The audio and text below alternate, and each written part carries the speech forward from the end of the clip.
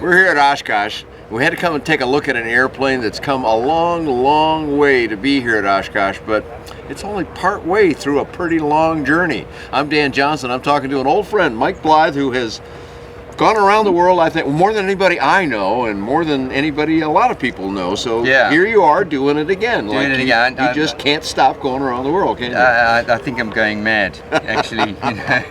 So we're looking at this beautiful map here, which shows several of your long distance trips here, but tell us about the one you're on now. Give us some little review of what you're doing. Actually, Dan, I'm stopping here at Oshkosh. I'm going home commercial, but Patrick Wang, who's with us, he's going on all the way. He's continuing with John. He's continuing initially with John, and then with somebody else from Taiwan on to South Africa. So we're going. So Patrick's going to go the whole route. The whole way, all the way around the world with this aircraft. And let's put what his purpose is. Patrick Wang. Correct? Yes. Spelled with an H. We'll put it up on the screen for you. But he is the Airplane Factory Asia man. Is that correct? Exactly. And where is he based? He's based he lives in California, in Los Angeles, but the factory assembling our aircraft is in Taiwan. Taiwan, okay. Taiwan. All right. So a very global affair here. South Africa, California, Taiwan. The world's just a little tiny thing, isn't it? Exactly. It's one global market. And the reason we set up there was so that we can get into the Asian market. I see, okay. And, you want to be set there to do that. Well, it's a long way, obviously. We're going to fly a long way to get there. So anyway, give us a little review of what this trip's plan is, the whole thing, even the parts you're not doing. Right, absolutely. So we're now in Oshkosh, which is there. You can see a lot of our stops have been here.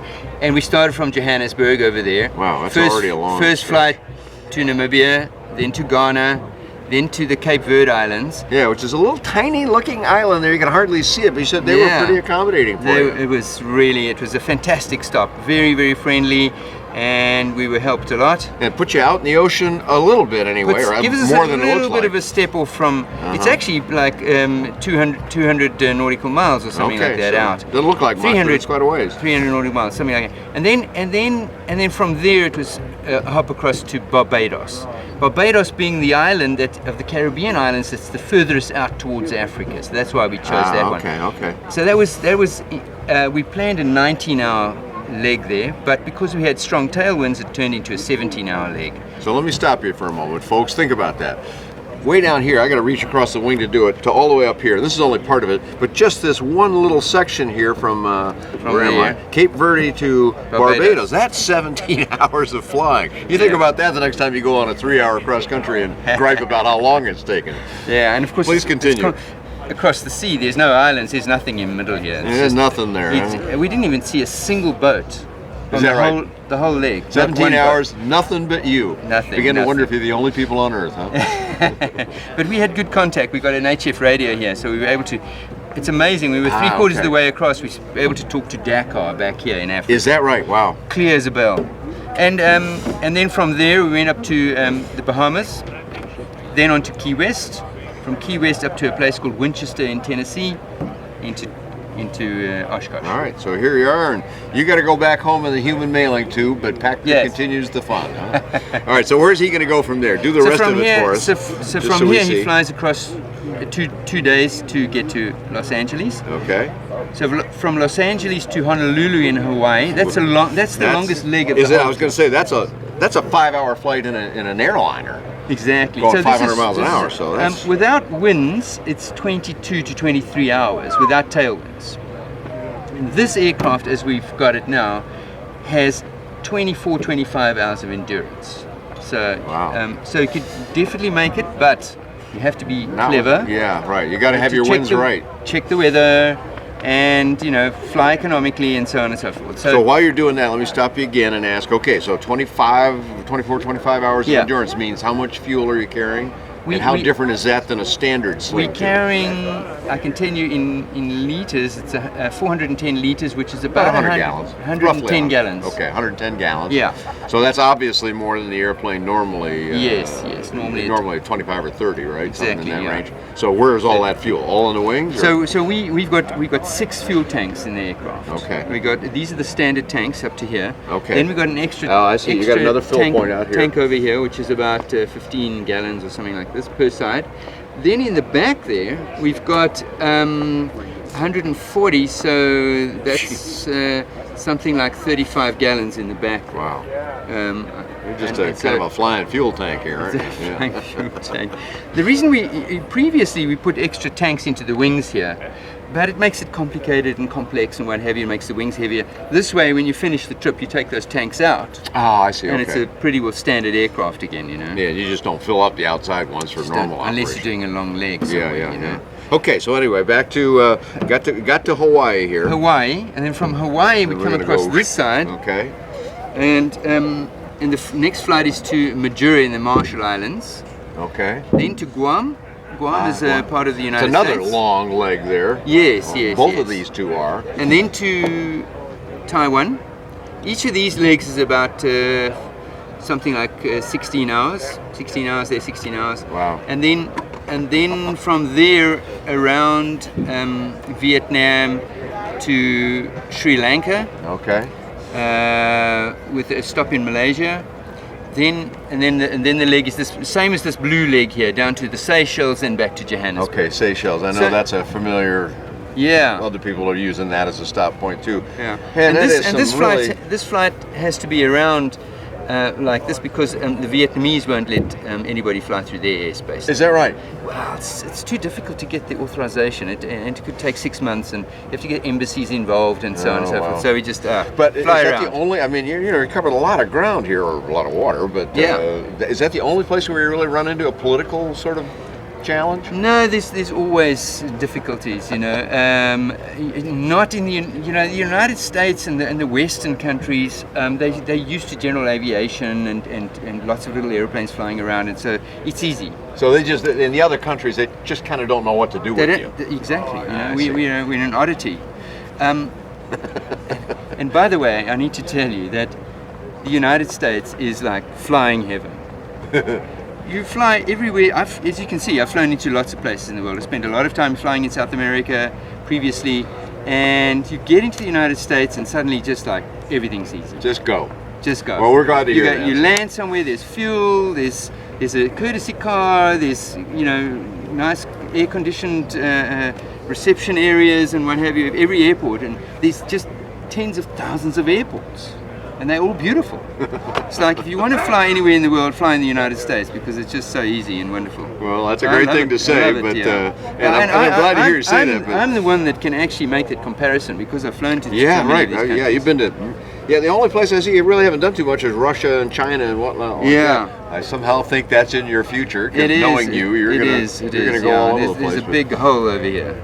I want to mention just real briefly because I think it's one of your fascinating long flights. I followed Mike in these expeditions that you go on a few times, but one of my favorite ones in the movie making that you do. There's one thing to fly all these flights. It's another thing to also record them on video and put all that together in your south to south. I've watched that thing, I don't know, 5 or 6 times at least, going from way down here in the tip of South America, up through the U.S., all the way across the Atlantic again, and all the way back down to South Africa.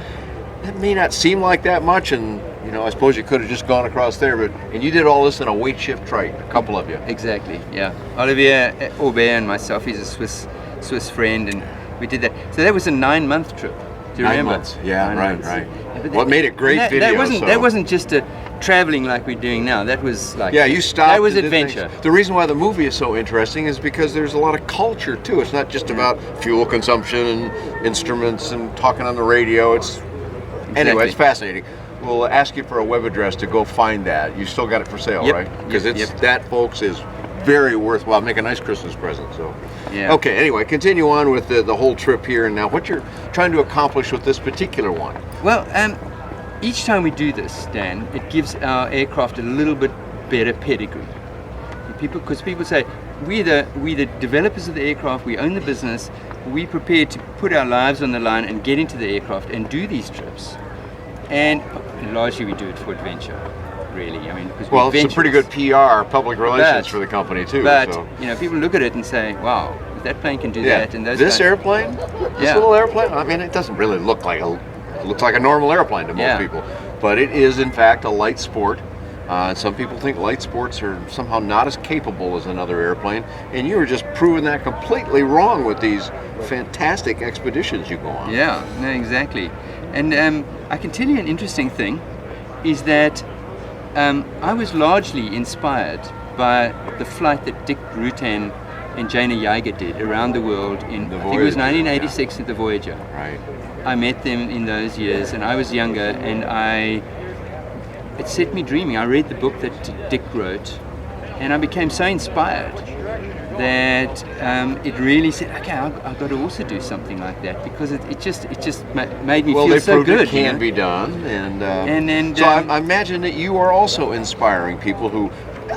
Most people are never going to accomplish this, but they may actually go from here to here because they've seen you do the whole thing and kind of like, hey, these airplanes can really be used for long distance flying, and they're durable and they work, and of course you've got to plan it carefully, but that's true with even a fairly short flight. So great stuff. Well, the map is fascinating. You got it on both sides of the wing, and we've kind of done that with the maps and so forth. Now let's talk airplanes. Yes. Tell us what kind of instrumentation you're using on a flight of this fantastic leg, and the engine and some of the other qualities. So the first thing is that, amazingly enough, this is a dead standard aircraft, excepting for the extra tank. Okay. Otherwise, it's a stock, same thing anybody else would buy. Exactly. Light sport. And the biggest thing, of course, is that we set it up so that it can carry lots of extra weight when we wanted to, because we wanted to do these trips. The engine is what gives us this endurance, because we've got this IS, the new Rotax 912 IS engine, super fuel efficient. So we don't have to carry as much fuel as if you were flying, for instance, the ULS or the turbo we'll put engine. that in perspective for people. A lot of GA pilots are used to a number like 10 gallons an hour. 172, many airplanes, that's around the number, some more, some less, but this is a fraction of that. Yeah, so we can fly on 4 gallons an hour and do 120 knots. Is that right? Wow.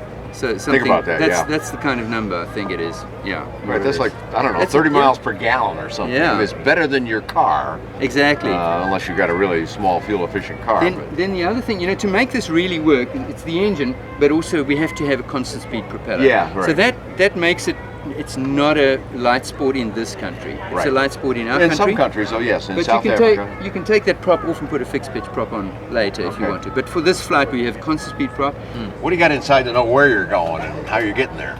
Okay, so this is pretty standard here, Dan. I mean, we have the Garmin G3X Touch, which is a brilliant instrument with an autopilot. And you're just using one. Some people use two, but you've just got one. Okay. But we do have the backup, which is a vacuum-driven AH. Ah, okay. So that's different important. system then. Different system, and then we got airspeed indicator, altimeter, etc. And in the glove compartment, we've got a CDI. So if we do have to do a letdown at an airport by mistake or something like that because you land up in cloud, we can do it. So we've got NavCom.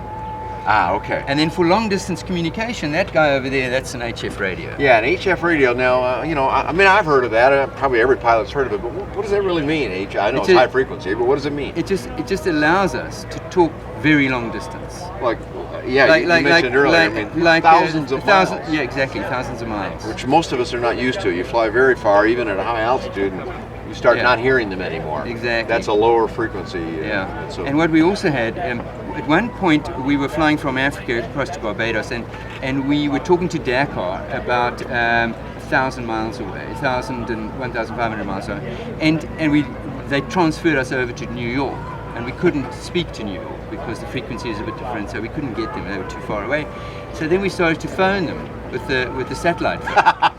So every 45 minutes we made a phone call. You just made a phone call. Say, this is where we are, and they said, okay, thanks, call again in 45 minutes. Okay, bye. Like a phone call. Go, thank goodness for satellite phones. This is the beauty of it. Right, yeah. And we're being tracked. Every 10 minutes, there's a little dot goes onto our website. Oh yeah, right. And everybody at the office, they've got a huge screen sitting in the factory, and the little dot moves along on the map like that. So the whole factory is watching us. Cool. That's pretty neat for your staff. So, well, a lot of great stuff. There's so much more we could pick up on here that we're going to have to defer to the website now. Thank goodness for the web. Yes. Where can we? I want you to do the south to south thing for me. But first, where can people track the rest of the flight? So we've got two websites. We've got the North American one, which is airplanefactory.com. Okay. And the South African one, which has got tracking us, it's airplanefactory.co.za. which is the South African. South African, and domain that's where our factory is. Okay, now also do the south to south for me, since I made a special mention of that. It's trike-expeditions.com. Okay, we'll put that all up on the screen for people. Yeah. You can find lots more about Sling aircraft products, all of them, several of Mike's flights, and lots more about affordable aviation on buydanjohnson.com. Thanks for joining Mike Blythe and myself here at AirVenture Oshkosh.